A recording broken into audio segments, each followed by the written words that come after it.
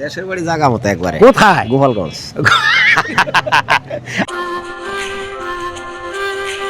দেশের বাড়ি জায়গা মতো একবারে। কোথায়? গোপালগঞ্জ।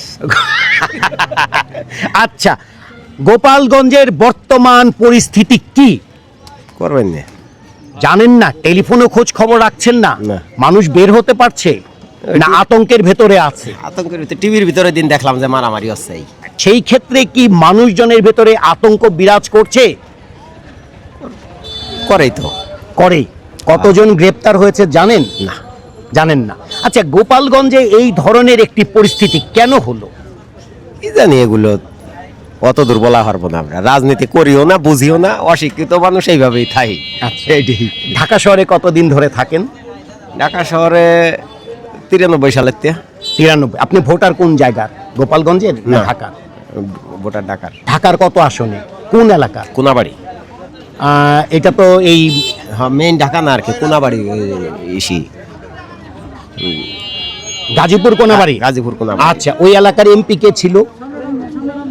অত বলতে পারবো না আমি। ওই যে প্রথম যখন সেনাবাহিনী করে আইডি কার্ড করে, হ্যাঁ, তখন ভোটার হইছি, কিন্তু পরে ভোট আর দেন নাই একবারও? ভোট একবার দিছি। কাকে ভোট দিয়েছিলেন? কোন দলকে ভোট অত দিয়েছিলেন? খেয়াল নাই, এ তো মেলা আগের কথা। বহু আগে। তারপরে আর ভোট দেন নাই? না, তারপরে কেন আর ভোট দেন নাই? এই যে হেঁটে যাই, অত দূর ভাড়া দিয়ে যে ভোট দেওয়া হয় না এটাই। নাকি ভোটের পরিবেশ ছিল না? না না, যেমন ধরেন রিক্সা চালাই, খাই, এখন যাবো 200 টাকা খরচ হবে, আবার আসতে 200 খরচ হবে, এই জন্য আর ভোট দেওয়ারও যাতে তেমন পরিচিত না। যাই ভাড়া থাকছি, কাজ করছি, খাইছি। আচ্ছা, বাংলাদেশের মানুষ, বাংলাদেশের 64টি জেলার ভেতরে আপনার 62 জেলার মানুষই মনে করে গোপালগঞ্জ মানেই আওয়ামী লীগ, গোপালগঞ্জ মানেই নৌকা। এটা কি ঠিক?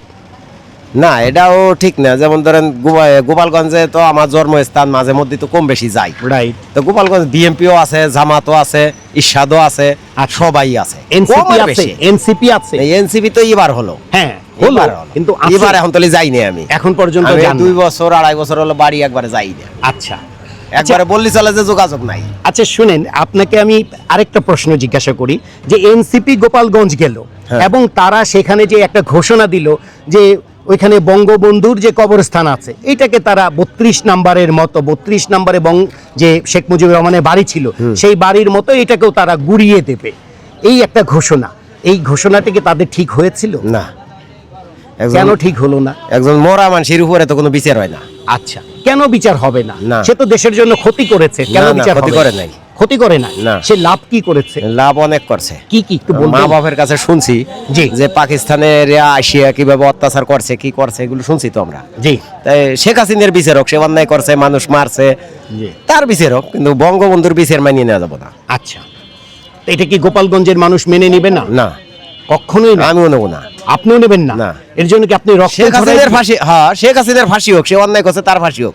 বঙ্গবন্ধু তো আর ক্ষতি করে নাই। আচ্ছা, তাহলে আপনি যে বলছেন শেখ মুজিবুর রহমান ক্ষতি করে নাই, না। তাহলে শেখ মুজিবুর রহমানকে 15ই আগস্টের রাতে কেন নৃশংসভাবে হত্যা করা হলো? এই যে যারা মনে করেন যে আজকে যারা কবর ভাঙতে চাচ্ছে, এরা তো ওই সময় তারে মারছে। এডি তো কথা, কথায় তো কথা এসে পড়ে। জি, বলেন, আপনি বলেন। না, এডি তো কথার কথা, কারণ এরা তখন মারছে, এখন এরা কবর ভাঙতে চাচ্ছে, এডি। আচ্ছা, তো তারা না মাংতো, তাহলে একজন মরা মানুষের পরে কোনো বিচার হয়? দেখাতে পারবেন কোনো? আমরা যদিও না বুঝি, সাধারণত বুঝি যে মরে গেছে, শেখ হাসিনা অন্যায় করছে, মানুষ মারছে, এই করছে, ধরছে, তার বিচার হোক, তার 12-তে 3 হোক, তার ফাঁসি দিক বা একটা কিছু করুক, আমরা তার সাথে সাপোর্ট আছি। তাহলে একজন মানুষ মরিয়ে গেছে আজকে 30 কত বছর আগে, প্রায় 55 বছর আগে, এর উপর কি বিচার হবে? 50 বছর আজকে শেখ হাসিনা এটা ধানের শীষ, এনসিপি, তারপরে ইরশাদ, এত নির্বাচন যে করো, যদি বঙ্গবন্ধু দেশ স্বাধীন না করতো, কি দিয়ে করতা? কোন কি দিয়ে করতেন? দেশ যে ফিলিয়ে হোক, সে যদি একদম খারাপ লোক হয়, তারপরে তার এসে কিন্তু ডাকে কিন্তু দেশটা স্বাধীন হয়েছে, তাহলে তার খবর কি জন্য ভাঙ্গা হবো? হ্যাঁ, শেখ হাসিনা, আবদুল্লাহ মিয়া, উবায়দুল্লাহ মিয়া, আবু মিয়া, এরা অন্যায় করছে, আগে বিচার হোক। শেখ সেলিম চাঁদাবাজি করছে, শেখ সেলিমের বিচার হোক। বঙ্গবন্ধু কি অন্যায় করছে? গোপালগঞ্জের মাথা যারা আছে সবাই নামই তো আমি জানি, তা তাকে বিচার হোক না। কথা খারাপ বলছি আমি, সাধারণ জ্ঞানে যেটা, মরা মানুষের বিচার হতে পারে না, এটি ভুল। আচ্ছা, আচ্ছা, আগামীতে কারা সরকার গঠন করলে আপনি মনে করেন যে দেশে শান্তি আসবে? আমি মনে করি যে বিএনপিও দেখলাম, আওয়ামী লীগও দেখলাম, ইরশাদেরও দেখলাম। এবার বাংলাদেশ যখন মুসলিম রাষ্ট্র, তখন জামাতে ইসলামী যদি একবার আসে তাহলে আগে একবার দেখা যাব, এটাই সবচেয়ে সুন্দর হবো। আচ্ছা আমরা একবার নামাজ পড়িয়ে দেখি দেখি কিরম হয়। আচ্ছা। মার্কেটে মেলা জামা কাপড় মনে কোনো বিক্রি আছে, এগুলো বিক্রি হবো। আচ্ছা, জামা কাপড় বলতে কি বিক্রি হবে? কি বিক্রি হবে? যেমন ধরেন রাস্তাঘাটে যেভাবে চলে মেয়েরা, জি। কোনো মুসলিম রাষ্ট্রে কোনো মুসলমানের মেয়ে এইভাবে চলে পারে? যদি জামাতে ইসলাম আসে তাহলে কি এগুলো পরা পারবো? হ্যাঁ, আমিও যদিও একবারে বললি চলে যে আমি প্রাইমারি দড়ি কাঠ ফাড়াই নেই, তারপরে দেহা দেশে যেটা কন এইভাবে কি চলে? চলে না। আচ্ছা, বাংলাদেশের হ্যাঁ। এই মুহূর্তে যদি বলা হয় তিনটি বৃহৎ রাজনৈতিক দলের নাম, হ্যাঁ। কি কি হবে? এই যে মনে করেন বিএনপি, তারপরে এনসিপি আর জামাতে ইসলাম, এই তিনটি। এই তিনটি ছাড়া আর কি। আচ্ছা, আওয়ামী লীগকে যদি নির্বাচন করতে দেয়, হ্যাঁ। তাহলে কি বৃহৎ দলের ভিতরে আওয়ামী লীগ আসবে নাকি না আসবে না? এটি আর সঠিকভাবে বলা পারবো না। সঠিক বলতে পারবেন না। না, যেমন ধরেন অনেক মানুষ আছে যাকে মনের ভিতর কি আছে এটি তো আর বলা যায় না, যাব। কিন্তু এখন যে তিনটি আছে এর ভিতরে জামাতে ইসলাম আসলে একবার একটু নামাজ পড়িয়ে দেওয়া যেত যে কত সুন্দর হয় মুসলিম রাষ্ট্র কিরকম, এটি বোঝা যেত আমি মনে করি ব্যক্তিগতভাবে। না, আপনি যেভাবে বলছেন, হ্যাঁ। আপনার কথাটার ভিতরে কিন্তু একটা ক্ষোভ প্রকাশ হচ্ছে। হ্যাঁ। এই ক্ষোভটা কেন, এটা বলেন। আপনার কোনো চোখ ক্ষোভ লাল নাই। হয়ে গেছে, না, না। আপনার চোখের ভেতরে আগুন জ্বলছে। সারাদিন রিক্সা চালালে চোখে নীলাল হয়। না, কিন্তু আপনার চোখের ভেতরে একটা অগ্নি ঝরা চোখ দেখা যাচ্ছে। না, না, না। এর কারণ আমি মনে করি আল্লাহর কাছে দোয়া করি যে আল্লাহ যেন একবার জামাত ইসলামে আসে, আমরা একবার নামাজ পড়ি জামাত ইসলামের সাথে, আচ্ছা, বুঝছেন? কারণ শেখ হাসিনারও দেখছি ইরশাদের বেলা হালকা হালকা মনে আছে জি। আমার 1969 সালে জন্ম, ইরশাদের সময় হালকা হালকা মনে আছে। আমার বড় ভাই আকবর হোসেন ফরাজি গোপালগঞ্জের দুর্গাপুর ইউনিয়নের পরিষদের চেয়ারম্যান আকু ফরাজি, এর সাথে আমি ওই যে বাসাড়ি নৌকোতে গেছি। ইউনিয়ন পরিষদের চেয়ারম্যান ছিলেন? জি জি জি জি, আছে উনি এখনো। জি, জি, বয়স হয়ে ওনার গেছে। সাথে, হ্যাঁ, হ্যাঁ। ওনার সাথে আমি গেছি তখন বাসাড়ি নৌকোয় উঠিয়ে। আচ্ছা আমাদের বাড়ি আবার একটাই, তো তখন আর কি ওই যে একবার ইরশাদরে দেখছি। আচ্ছা। তো ইরশাদের বেলাও মনে করেন যে কম বেশি তো বুঝি, ছোট হলেও তো সবারই দেখলাম মানে জামাত ইসলাম চাই আমরা। আমি ব্যক্তিগতভাবে আমার মনে হয় যে একবার জামাত ইসলাম আসলে, যেহেতু মুসলিম রাষ্ট্র, একবার জামাত আসার দরকার। আচ্ছা, তার মানে কি জামাতের স্বাদটাও এ দেশের মানুষ একবার? হ্যাঁ, অবশ্যই। আচ্ছা আচ্ছা, আপনি তো টঙ্গী এলাকার ভোটার। জি। ওই এলাকার জামাতের প্রার্থী কে? আপনি তো জামাতকে চাচ্ছেন, যেহেতু জামাতের প্রার্থী কে? প্রার্থী হলো ওনার নামটা জানো কি? এই জন্য ভুলে গেলাম। অনেক দিন ধরে তো যা আসা তেমন একটাই না, যাই অল্প দিন থাকি আসি পড়ি। বিএনপির প্রার্থী কে? বিএনপির এম.এস. খান মঞ্জু, আচ্ছা আর আমলিকির হচ্ছে শেখ সেলিম। আচ্ছা, না এটা তো আপনার গোপালগঞ্জের কথা বলছেন। হ্যাঁ, গোপালগঞ্জেই আপনি তো। তো গোপালগঞ্জের ভোটার না। না, আপনি ভোটার তো টঙ্গীর ভোটার। টঙ্গীর ভোটার। টঙ্গীর কথা বলছি। টঙ্গী টঙ্গীর আমি ততটা বলতে পারবো না। টঙ্গী তো বললাম না, সে কথা আগেই বললাম যে মনে করেন কাজ কামের ভিতরে রয়েছি। এখন আইডি কার্ড না হলে তো চলে না, শুনলাম সেনাবাহিনী বললো, ওই জন্য আইডি কার্ডটা করা।